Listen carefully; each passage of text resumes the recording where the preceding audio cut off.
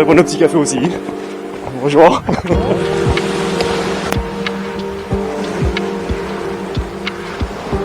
vous mentirai pas, il y a une odeur de café. Le chien qui devrait remettre la chenille en place. Je proposais du café et un chocolat que j'ai gentiment décliné. Ça va être sympa.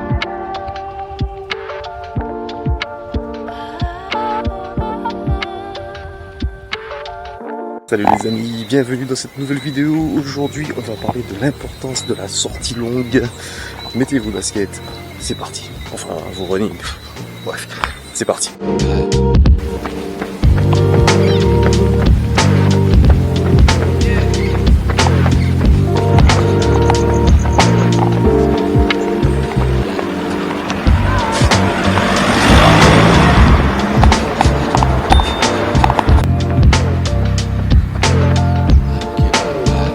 Alors ce qui est bien, c'est qu'il y a de belles descentes, mais je dis de belles descentes, il y a aussi de belles montées, donc le retour, bah, effectivement ça risque d'être un peu piquant, et on est prêt pour ça.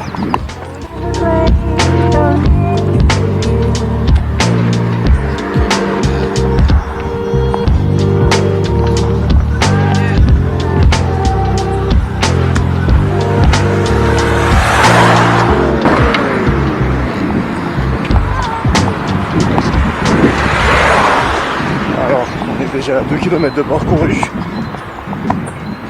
à une allure de 6,05. Je me fais agresser par les branches aussi, on devient méchant. Alors pourquoi les sorties longues? Tout d'abord, sachez que la sortie longue va vous permettre d'habituer vos muscles, tendons, votre système cardiovasculaire, tout, respiratoire aussi, tout à effectuer de longues distances. Donc aussi bien à compter de 8 km on va dire, même 7, allez, à partir de 7 km jusqu'à 21, 1, donc le semi jusqu'à 42, le marathon voire plus, avec tout ce qui est ultra-trail et compagnie.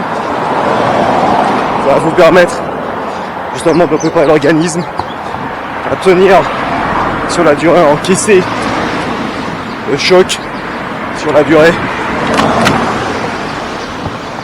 tout pour être prêt à performer, en espérant ne pas se blesser bien sûr. Parce que même si on est préparé, ultra préparé, ça n'empêche pas la blessure. Donc c'est pour ça qu'il vaut mieux avoir le bon mix entre intensité, les vitesses et bien sûr les sorties longues pour ficeler tout ça. Mais avant de partir en sortie longue, il faut se préparer. Et pour se préparer, quoi de mieux que la nutrition? Donc, il vaut mieux stocker un peu de glucides. Donc la veille, vous pouvez manger des glucides, des pâtes, ou bien tôt le matin, environ 3 heures avant, comme pour la course, le jour de la course. Ou sinon, prévoyez des gels, des barres énergétiques à prendre tout au long du trajet. Après, vu que c'est une sortie longue, ça dépend de la durée pour laquelle vous partez. Donc, à partir d'une heure, on va dire que c'est sortie longue. À partir de 7 km en général, on part pour des sorties longues. Donc selon votre niveau, bien sûr, vous adaptez. Moi, je sais que je peux passer encore 20 et quelques kilomètres. Bon, pas actuellement, parce que je reviens de blessure, donc j'y vais doucement. Et là, on est parti pour peut-être 8 km, on va dire. Voilà. Donc généralement, moi, je pars relativement à jeun. Voilà, histoire de bien brûler les graisses. Puisque le point positif aussi avec la sortie longue, c'est que vous allez à une allure aérobie. Donc, enfin anaérobie pardon. Au lieu d'utiliser l'oxygène pour vous donner de l'énergie Là, vous allez prendre des graisses, donc encore présentes dans le corps, pour vous donner du carburant, du fuel, afin de tenir sur la longueur. Et ça, c'est plutôt cool. Si on a quelques poignées d'amour, ce genre de choses. Donc oui, je vous recommande à jeun, mais ça vous essayez. Partez à jeun, mais prévoyez donc soit une boisson isotonique, ou alors, et en plus des barres énergétiques, pas ou alors plutôt, mais en plus. Voilà, moi je me connais, je sais que je peux tenir. Donc généralement la boisson énergétique suffit. Après arriver à la voiture, je prends un petit ravito. Voilà. Voilà la préparation. Une tenue confortable bien sûr, de bonnes chaussures, ne pas se faire mal aux orteils, avoir les orteils bleus, ce serait ballot là aussi. Mais voilà, en gros, bien se préparer. Et ensuite, on est parti. Donc choix, la durée. La durée, comme je vous ai dit précédemment, ça dépend vraiment de votre niveau. Hein. Vous pouvez partir pour 10 km, 15, 20, 25, 30. Ça dépend vraiment de votre niveau et du temps que vous avez à consacrer à cette sortie longue. Et surtout, si vous êtes préparé à l'ennui. Il faut dire quand même que la sortie longue, ça peut être ennuyeux, mais vous pouvez briser cette monotonie avec quelques astuces. C'est à la fin de la vidéo, je vous dirai tout ça. Donc, et le choix du parcours, mais c'est selon la distance que vous voulez parcourir. Vous allez sur Strava, sur Google Maps, vous pourrez voir facilement les distances, les trajets à effectuer et le temps, on va dire estimé, que ça vous prendra. Ça dépendra aussi de l'allure. Là je suis à 7-10, ça dépendra de l'allure. Ça dépendra de l'allure que vous imposerez ce jour-là. Mais sinon, voilà, sur ces applis, dans votre appli de course de préférence, vous pourrez trouver le trajet qu'il vous faut.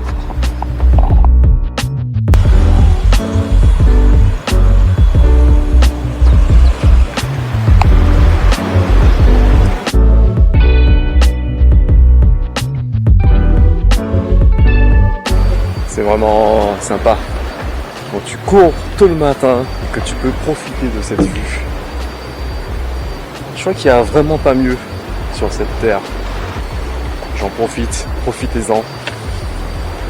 Venez, j'aime bien ce mix, notamment pour les sorties longues, entre route et plage.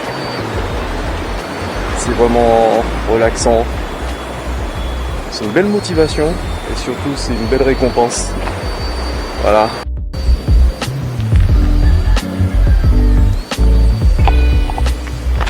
Maintenant que vous avez défini votre trajet, votre allure, vous avez préparé votre nutrition, on passe à quelle étape?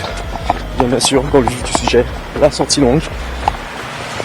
Alors, il y a ceux qui aiment bien partir très tôt le matin, histoire d'avoir la fraîcheur, c'est mon cas. J'aimerais partir dès 5h, 5h30.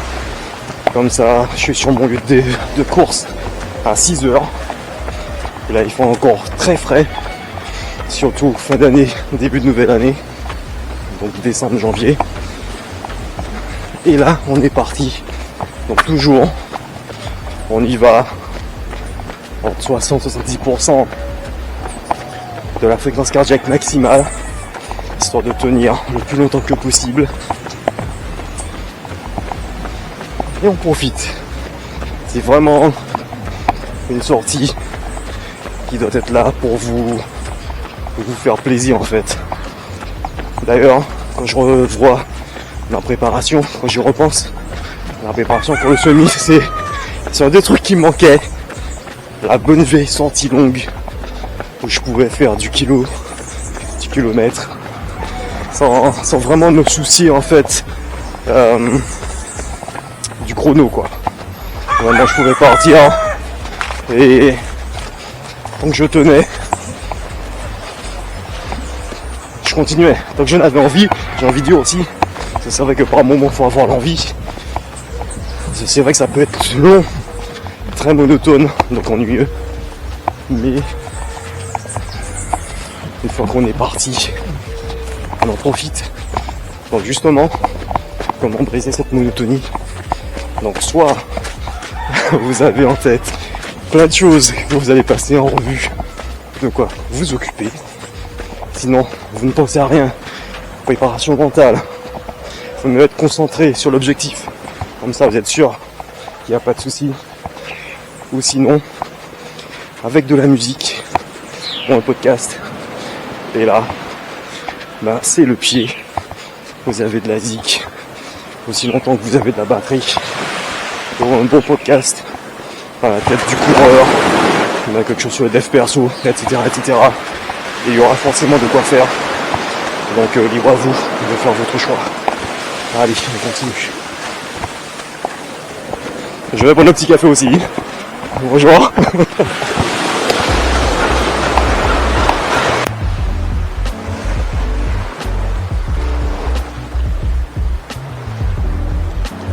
Ouais, ça faisait longtemps. Je crois que la dernière fois que je suis venu par ici, on était en juillet.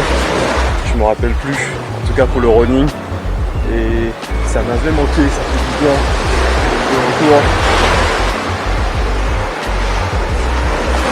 Je vous mentirai pas, il y a une odeur de café, une odeur de viennoiserie. Ça donne envie. Non, on est là pour se faire plaisir autrement. Il y a un paquebot qui arrive aussi. Ça va être sympa. Allez, on est reparti.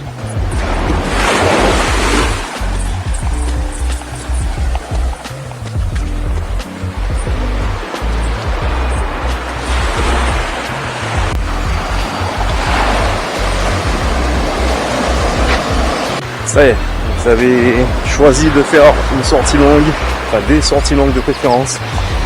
Vous vous êtes préparé, votre nutrition est au point. Vous êtes parti, vous avez couru aussi longtemps que possible. Et là, vous avez fini votre sortie longue. On va passer à la phase de récupération. Comment bien récupérer de la sortie longue? Alors, il y a deux écoles. Soit vous vous étirez tout de suite après. Et ensuite vous rentrez et 2 heures après, quand vous avez refroidi, vous poursuivez les étirements, histoire d'être bien. Et deuxième cas en fait, vous pouvez donc toujours avec des étirements, et ensuite privilégier une récupération active, soit le jour même dans l'après-midi, donc si vous avez couru le matin, ou le lendemain si vous avez couru dans l'après-midi. Donc partir en récupération active, donc soit de la natation, soit une bonne marche, une bonne rando tranquille, histoire de montrer aux muscles que voilà, c'était pas juste une fois, mais qu'ils seront sollicités. Et là ça vous permet d'être bien, d'éviter toute blessure, on va dire. Ça peut être sympa de faire ça comme ça. Donc je vous laisse choisir, trouvez ce qui vous correspond. Et voilà, bienvenue dans le monde des sorties longues. Vous verrez, vous allez adorer. Finalement, le plus chiant c'est de remettre la chenille en place. Je pense que c'est la bonne taille. Mais bon, voilà. Allez.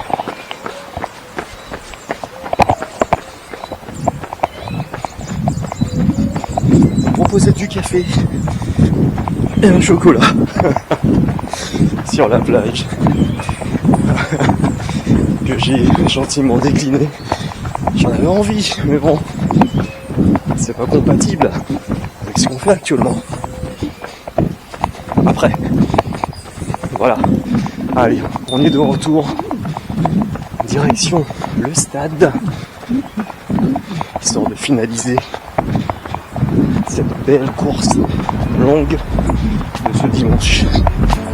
Ça va être sympa.